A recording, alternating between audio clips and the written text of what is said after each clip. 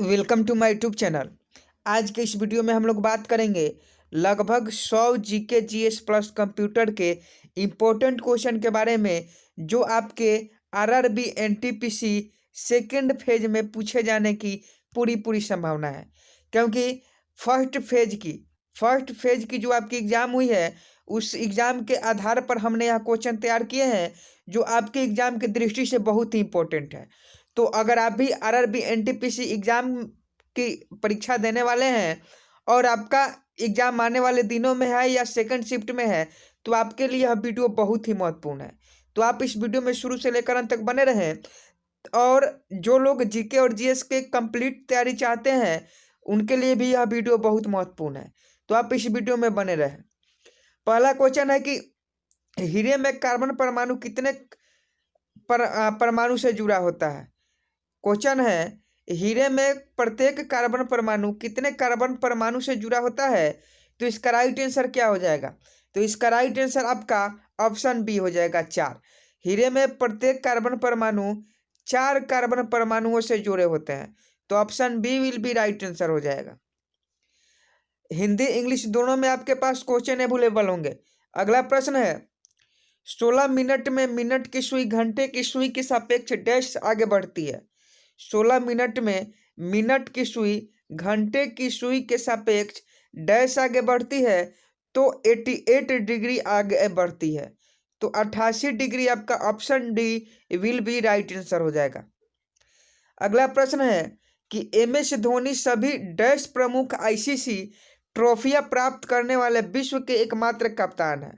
Question है, MS Dhoni सभी प्रमुख आईसीसी ट्रॉफियां प्राप्त करने वाले विश्व के एकमात्र कैप्टन है। तो इसका राइट आंसर ऑप्शन सी 3 हो जाएगा। जो लोग 3 लगा रहे हैं उनका राइट आंसर है। यह क्वेश्चन आपके आने वाले सभी वनडे एग्जामों के लिए बहुत ही महत्वपूर्ण है। तो आप इस क्वेश्चन में शुरू से लेकर अंत तक जरूर रहिएगा। अगला है कि विश्व पृथ्वी दिवस कब मनाया जाता है। तो विश्व पृथ्वी दिवस 22 अप्रैल को हर साल मनाया जाता है। तो ऑप्शन ए इसका सही आंसर हो जाएगा। विश्व पृथ्वी दिवस 22 अप्रैल को मनाया जाता है। अगला प्रश्न है आपके सामने कि सोडियम कार्बोनेट का सामान्य नाम क्या है। What is the common name of sodium carbonate. तो इसका राइट आंसर ऑप्शन बी धोवन सोडा हो जाएगा। धोवन सोडा मतलब वॉशिंग सोडा सोडियम कार्बोनेट का दूसरा नाम है। तो ऑप्शन बी इसका सही आंसर हो जाएगा। अगला है, which country will host the Olympic 2020। आपसे क्वेश्चन पूछ रहा है कि इनमें से कौन सा देश ओलंपिक 2020 की मेजबानी करेगा। तो इसका राइट आंसर जापान हो जाएगा। ओलंपिक 2020 की मेजबानी जापान करेगा, लेकिन कोविड-19 के चलते इसको स्थगित कर दिया गया था। जब कोरोना आया था तो उसे स्थगित कर दिया गया था। तो होस्ट किसने किया? तो यह आपका जापान देश ने ओलंपिक 2020 को होस्ट किया। तो यह करंट अफेयर्स की सवाल है, आप याद रखिएगा। अगला प्रश्न है कि कौन सा बल वस्तु के गति के विपरीत दिशा में कार्य करता है। जो भूमि की सतह और वस्तु की गति का विरोध करने वाली वस्तु के बीच लगता है। क्वेश्चन ध्यान से पढ़िएगा, बहुत ही इंपॉर्टेंट है।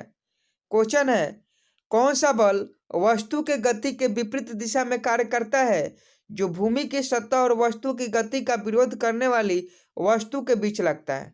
तो इसका राइट आंसर ऑप्शन ए हो जाएगा, घर्षण बल हो जाएगा। घर्षण बल विल बी राइट आंसर। अगला प्रश्न है कि परमाणु क्रमांक 14 वाला तत्व जो कठोर होता है, अम्लीय ऑक्साइड और एक सहसंयोजक हैलाइड बनाता है, निम्नलिखित में से किस श्रेणी का तत्व है। तो इसका राइट आंसर ऑप्शन सी उपधातु श्रेणी का तत्व है। तो परमाणु क्रमांक 14 वाला जो तत्व है वह कठोर होता है और वह उपधातु श्रेणी का तत्व है। अगला प्रश्न है कि the simplest way to maintain a potential difference between the two ends of a conductor so as to get a continuous flow of current is to connect the conductor between the terminals of a dash. मतलब धारा का सतत प्रवाह प्राप्त करने के लिए किसी चालक के दो सिरों के बीच विद्युत विभवांतर बनाए रखने की सबसे आसान विधि उसे डैश के टर्मिनल के बीच जोड़ा जाता है। तो इसका राइट आंसर क्या हो जाएगा? तो ऑप्शन डी हो जाएगा, उससे बैटरी के टर्मिनल के बीच जोड़ा जाता है, तो बैटरी का terminal will be right answer. अगला प्रश्न है कि यदि कोई आपतित किरण किसी अवतल दर्पण से उसी मार्ग पर वापस परिवर्तित हो जाती है तो वह किरण किस बिंदु से होकर गुजरती है? तो वह किरण वक्रता केंद्र सी से होकर गुजरेगी, तो ऑप्शन बी इसका सही आंसर हो जाएगा। अगला है कि पौधों के ऊतकों के प्रमुख प्रकारों में पाए जाने वाली पादप कोशिका का प्रकार है। पौधों के ऊतकों के प्रमुख प्रकारों में पाए जाने वाले पादप कोशिकाओं का प्रकार है, तो इसका राइट आंसर ऑप्शन बी हो जाएगा, विकल्पों में सभी। जो भी विकल्प है ग्राउंड, डर्मल, वस्क्यूलर, या सभी आपका राइट आंसर हो जाएगा। और जो लोग इस क्वेश्चन का पीडीएफ पाना चाहते हैं वह वीडियो के अंत तक बने रहें, जहां हम आपको 7100 एमसीक्यू क्वेश्चन का पीडीएफ बिल्कुल मुफ्त में प्रदान करेंगे। तो आप इस वीडियो में शुरू से लेकर अंत तक बने रहें। सभी क्वेश्चन इंग्लिश और हिंदी में दोनों में होंगे और सभी का आंसर आपको पीडीएफ में नीचे लिखा होगा। तो बिल्कुल मुफ्त में अगर आप 7100 एमसीक्यू प्रश्न का पीडीएफ लेना चाहते हैं तो आप वीडियो के अंत में तक बने रहें, और जो लोग अभी तक वीडियो को लाइक नहीं किए वो जल्दी से लाइक कर लें। अगला प्रश्न है कि भारत में मुख्य मंत्री कौन थी? भारत में किसी राज्य की पहली महिला मुख्यमंत्री कौन थी?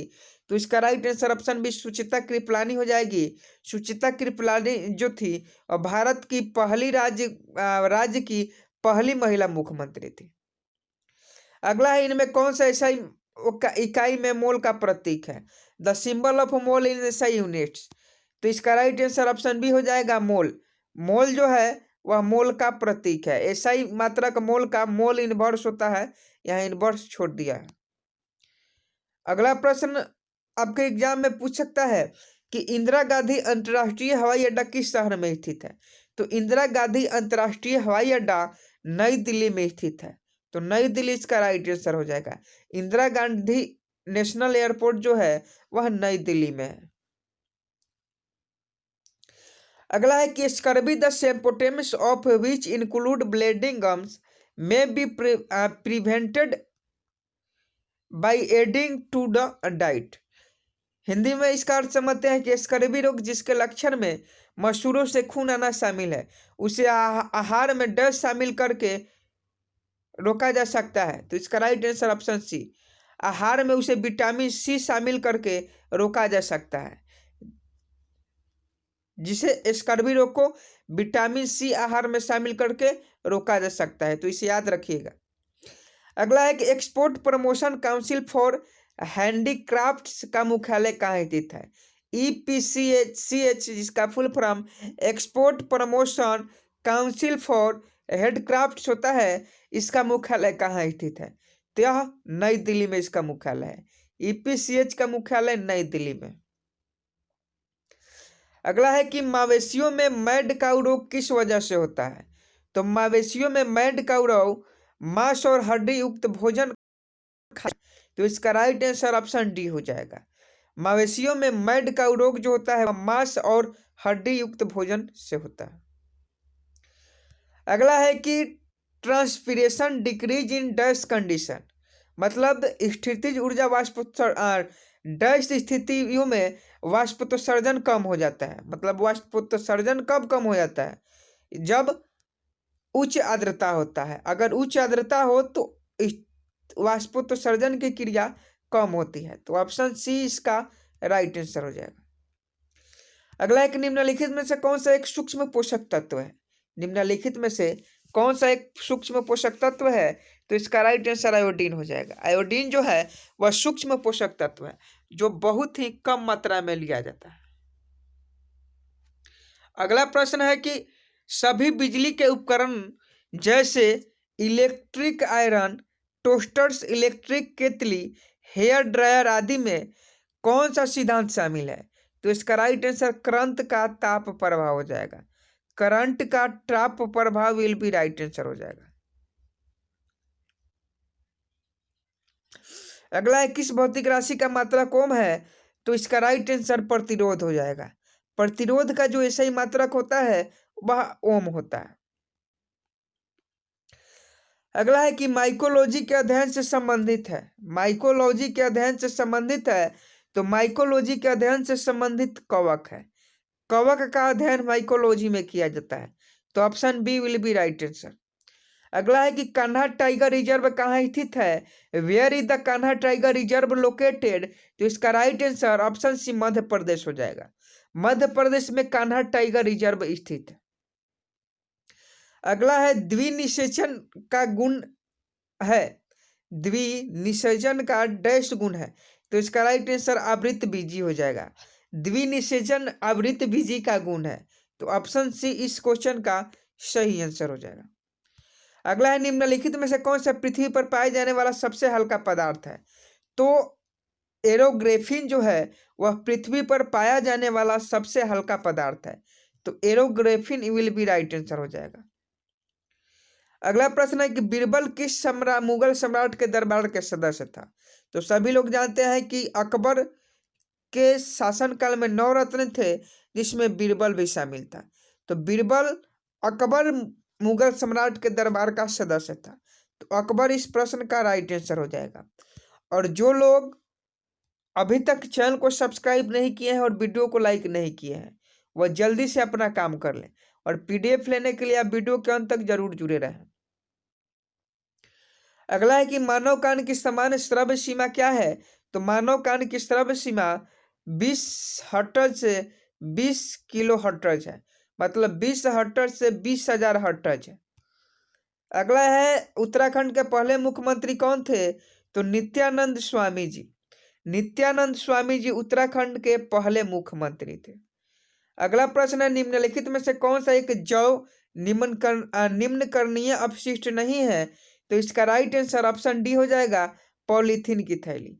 पॉलीथीन की जो थैली है वह एक जौ निम्नकरणीय अपशिष्ट नहीं है। तो आज के लिए बस इतना ही। अब आपको बता दें कि जो आपका यह 7100 MCQ प्रश्न का PDF है, यह जो आपका 7100 GK MCQ का PDF है, जो NTPC ग्रुप डी और जेई में 30 मार्क पक्का करता है। और जो लोग फेज 1 में इस PDF को लिए थे, उनका इस PDF से बहुत फायदा हुआ। और अगर आपका फेज 2 में है, तो आपके लिए बहुत ही इंपॉर्टेंट क्वेश्चन है, जिसमें 2018 से 19 all TCS paper GK only cover है, और 19 all topic wise current affairs भी इसमें कवर है। तो आप सभी चीज़ों का तैयारी इसी 7100 GK MCQ प्रश्नों में से कर सकते हैं। अगर आपको चाहिए तो आपको क्या करना होगा? अब बात आती है कि अगर आपको इसका PDF चाहिए, अगर आप ओनली GK PDF इसका लेना चाहते हैं, तो इसको क्या करना होगा? तो इसके लिए सबसे पहले आप हमारे चैनल को सब्सक्राइब कर लीजिए। इसके लिए आप हमारे चैनल को जो देख रहे हैं, जिस पर आप वीडियो देख रहे हैं, उस चैनल को सब्सक्राइब कर लें और कमेंट बॉक्स में PDF लिखें। इससे होगा यह कि आप चैनल को सब्सक्राइब कर कमेंट बॉक्स में PDF लिखेंगे, तो आपके चैनल का नोटिफिकेशन हमारे चैनल पर आ जाएगा, और PDF का लिंक हम आपको डायरेक्ट वहीं पे अवेलेबल करवा देंगे। तो आप जल्दी से चैनल को सब्सक्राइब कर कमेंट बॉक्स में PDF लिखिए। ऑफर सीमित समय के लिए है, इसलिए आप जल्दी से यह काम कर लीजिए। और वीडियो को अभी तक लाइक नहीं किए हैं तो वीडियो को जरूर लाइक कीजिएगा। इसका पार्ट 1 पेज 1 से 5716 पेज में है, और पार्ट 2 5717 से समाप्त तक है। तो अगर आपको इसका PDF चाहिए तो आप चैनल को सब्सक्राइब करिए और कमेंट बॉक्स में PDF लिखिए जल्दी से जल्दी। और इस वीडियो को इतना शेयर कीजिए ताकि जितने भी कैंडिडेट का 2 एंड शिफ्ट में है और 2 एंड फेज में है, 2 एंड फेज में है, उन तक यह वीडियो पहुंच सके और यह GK के क्वेश्चन का फायदा उठा सके। बिल्कुल मुफ्त में मिलेगा, कोई पैसा दे नहीं होगा। टाइप कर कमेंट बॉक्स में PDF लिखे। मिलते हैं नेक्स्ट वीडियो में, तब तक के लिए जय हिंद जय भारत।